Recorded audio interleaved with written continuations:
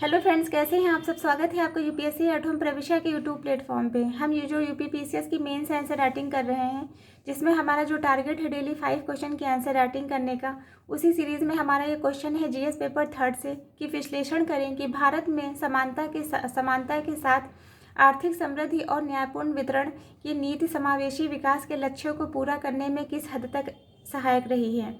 Question क्या पूछा गया है कि विश्लेषण करें कि भारत में समानता के साथ आर्थिक समृद्धि और न्यायपूर्ण वितरण की जो नीति है वह समावेशी विकास के लक्ष्यों को पूरा करने में किस हद तक सहायक रही है। तो सबसे पहले हम इसका इंट्रो देखेंगे।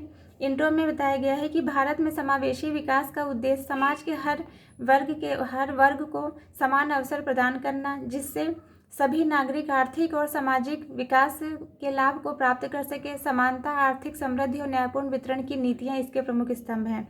इसमें जो है क्या बताया गया है कि इनका जो एसडीजीज है, उनका जो मेन मोटिव है वो क्या है, वो जो है समाज का जो जो लाभ है वो समाज के जो है अंतिम तबके व्यक्ति को भी जो है समान अवसर प्रदान किया जाए, जिससे जो है सभी नागरिक आर्थिक और सामाजिक विकास का जो है लाभ प्राप्त कर सकें।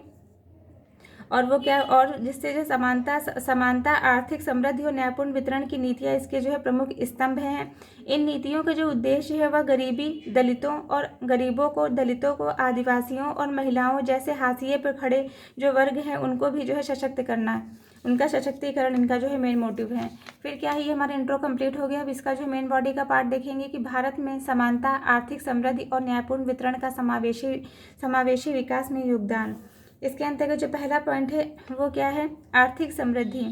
आर्थिक समृद्धि और न्यायपूर्ण वितरण। इसके अंतर्गत make in India, smart cities mission और प्रधानमंत्री गरीब कल्याण योजना और आयुष्मान भारत जैसी नीतियां आर्थिक समृद्धि और न्यायपूर्ण वितरण को बढ़ावा देती हैं। जन धन योजना, प्रधानमंत्री आवास योजना से गरीबों को वित्तीय समावेशन और आवास मिल रहा है। इसके अंतर्गत क्या बताया गया है कि जो प्रधानमंत्री गरीब कल्याण योजना है, मनरेगा जैसी योजना, प्रधानमंत्री आवास योजना जैसी योजनाएं गरीबों के आर्थिक सशक्तिकरण के लिए शुरू की गई हैं।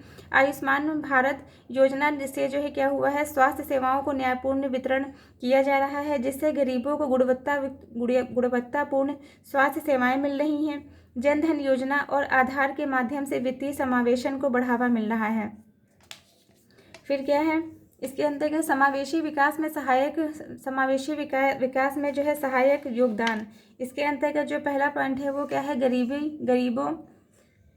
गरीबी की कमी। मनरेगा और आयुष्मान भारत ने गरीबी उन्मूलन में मदद की है। इसके अंतर्गत क्या बताया गया है कि जो समावेशी विकास की जो नीतियां हैं जो कि गरीबी उन्मूलन की दिशा में महत्वपूर्ण कदम जो है साबित हो रही हैं, जिसके अंतर्गत मनरेगा, आयुष्मान भारत जैसी जो योजनाएं हैं उनके माध्यम से गरीबों को रोजगार प्रोवाइड हो रहा है। मनरेगा के अंतर्गत रोजगार, आयुष्मान भारत जैसी योजनाओं के माध्यम से स्वास्थ्य सुविधाएं मिल रही हैं।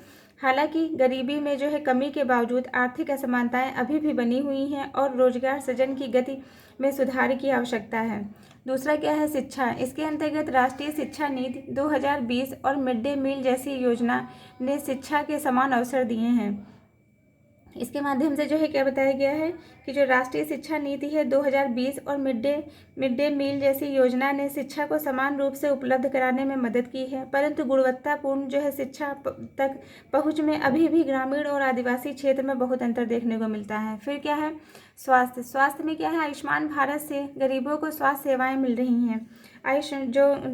सरकार की जो आयुष्मान भारत की जो योजना है, जिसके तहत जो है स्वास्थ्य सेवाओं का वितरण अधिक न्यायपूर्ण हुआ है, लेकिन स्वास्थ्य ढांचे में अधिक सुधार की अभी भी आवश्यकता है। फिर क्या है, महिला सशक्तिकरण। इसके अंतर्गत बेटी बचाओ बेटी पढ़ाओ जैसे अभियानों से महिलाओं की स्थिति में सुधार हुआ है। महिला सशक्तिकरण की दिशा में महत्वपूर्ण कदम उठाए गए हैं, लेकिन महिलाओं के रोजगार और सुरक्षा में सुधार की अभी भी आवश्यकता है। फिर क्या है, इसके समक्ष जो है चुनौतियाँ। कौन सी चुनौतियाँ विद्यमान है? पहला क्या है, आर्थिक असमानताएं और प्रशासनिक दक्षता में सुधार की आवश्यकता है। इसके अंतर्गत अर्थव्यवस्था के विभिन्न वर्गों के बीच असमानता अभी भी बनी हुई है। समावेशी विकास का लाभ गरीबों और अमीरों के बीच असमान रूप से वितरित हो रहा है। मतलब जो समावेशी जो विकास का जो लाभ है वह गरीबों को और अमीरों को असमान रूप से वितरित हो रहा है। योजनाओं का सही रूप से क्रियान्वयन और न्यायपूर्ण वितरण के लिए प्रशासनिक और सरकारी दक्षता में अभी भी सुधार की आवश्यकता है। तो इसके लिए जो है कौन से सुझाव जो है दिए गए हैं। डिजिटल तकनीकी का उपयोग ग्रामीण विकास पर ध्यान केंद्रित किया जाए। इसके अंतर्गत बताया गया है कि डिजिटल और स्मार्ट टेक्नोलॉजी का उपयोग कर योजनाओं के क्रियान्वयन में पारदर्शिता और प्रभावशीलता बढ़ाई जा सकती है, जिससे ग्रामीण इलाकों में स्वास्थ्य, शिक्षा और रोजगार पर ध्यान केंद्रित किया जाए। तो ये हमारा क्वेश्चन का जो मेन बॉडी का पार्ट था वो कंप्लीट होता है। अब हम इसका कंक्लूजन देखेंगे। इसमें क्या है कि समानता, आर्थिक समृद्धि और न्यायपूर्ण वितरण की नीतियां समावेशी विकास के लक्ष्यों को प्राप्त करने में सहायक रही हैं, लेकिन असमानताएं और प्रशासनिक चुनौतियां अभी भी बनी हुई हैं। इसमें बताया गया है कि जो भारत में समानता, आर्थिक समृद्धि, न्यायपूर्ण वितरण की जो नीतियाँ हैं वह समावेशी विकास के लक्ष्यों को प्राप्त करने में सहायक रही हैं। इन नीतियों ने गरीबी, शिक्षा, स्वास्थ्य क्षेत्रों में सुधार तो किए हैं, लेकिन आर्थिक असमानताएं, प्रशासनिक चुनौतियां अभी भी समाधान का इंतजार कर रही हैं। तो ये हमारा क्वेश्चन कंप्लीट होता है, जो कि जीएस पेपर 3 से लिया गया था। आप लोगों को ये हमारी मेंस की सीरीज़ जो चल रही कैसी लग रही है हमारे कमेंट सेक्शन में ज़रूर बताइए, और ऐसे ही पढ़ते रहिए, लाइफ में आगे बढ़ते रहिए। यूपीएससी एट होम प्रविशा के साथ मेंस आंसर राइटिंग करते रहिए। Thank you.